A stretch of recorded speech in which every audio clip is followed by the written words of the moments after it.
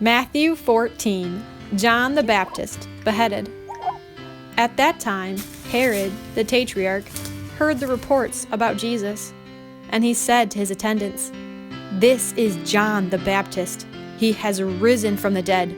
That is why miraculous powers are at work in him." Now Herod had arrested John and bound him and put him in prison because of Herodias, his brother Philip's wife.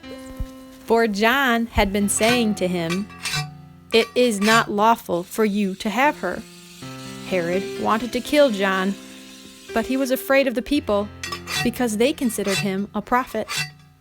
On Herod's birthday, the daughter of Herodias danced for them and pleased Herod so much that he promised with an oath to give her whatever she asked.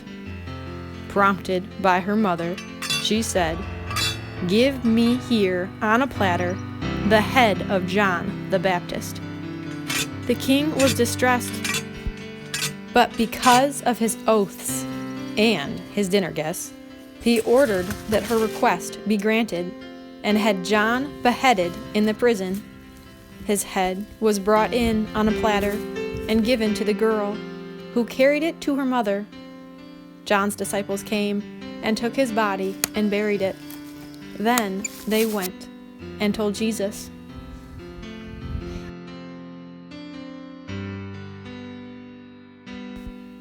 Who our leaders are matter. Are our leaders leading us into freedom, or are they leading us into oppression? Are our people, like John, having to remind the leaders what is lawful and what isn't? Our choices matter.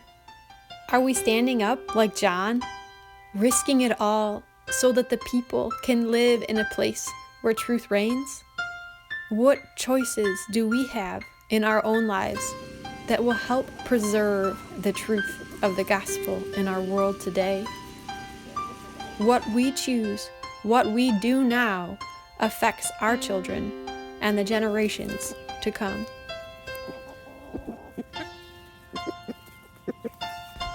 Ask Jesus what he is calling you to do.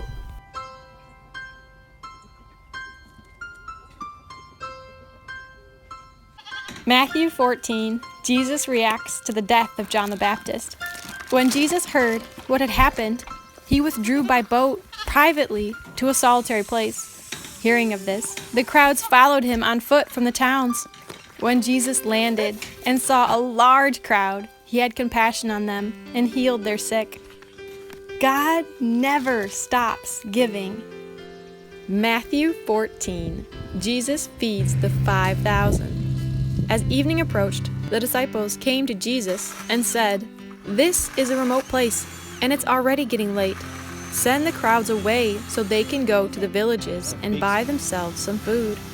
Jesus replied, "They do not need to go away. You give them something to eat." "We have here only 5 loaves of bread and 2 fish," they answered. "Bring them here to me," Jesus said, and he directed the people to sit down on the grass. Taking the 5 loaves and the 2 fish and looking up to heaven, he gave thanks and broke the loaves. Then he gave them to the disciples, and the disciples gave them to the people. They all ate and were satisfied, and the disciples picked up 12 basketfuls of broken pieces that were left over. The number of those who ate was about 5,000 men, besides women and children. Matthew 14, Jesus walks on the water. Immediately after the crowds had been fed, Jesus made the disciples get into the boat and go on ahead of him to the other side, while he dismissed the crowd. After he had dismissed them, he went up on a mountainside by himself to pray. Later that night, he was there alone, and the boat was already a considerable distance from land, buffeted by the waves because the wind was against it.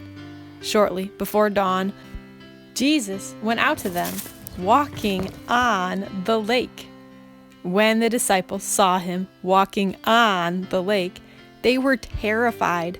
"It's a ghost," they said, and cried out in fear. But Jesus immediately said to them, "Take courage, it is I. Don't be afraid." Fear stops us from seeing the truth and living abundant life. Matthew 14. Peter walks on the water. "Lord, if it's you," Peter replied, "tell me to come to you on the water." "Come," Jesus said.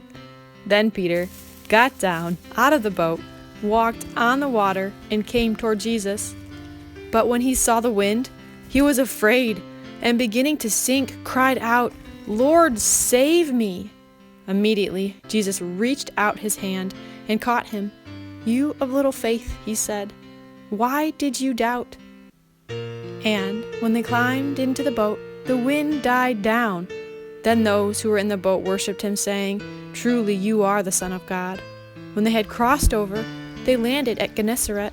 And when the men of that place recognized Jesus, they sent word to all the surrounding country. People brought all their sick to him and begged him to let the sick just touch the edge of his cloak, and all who touched it were healed.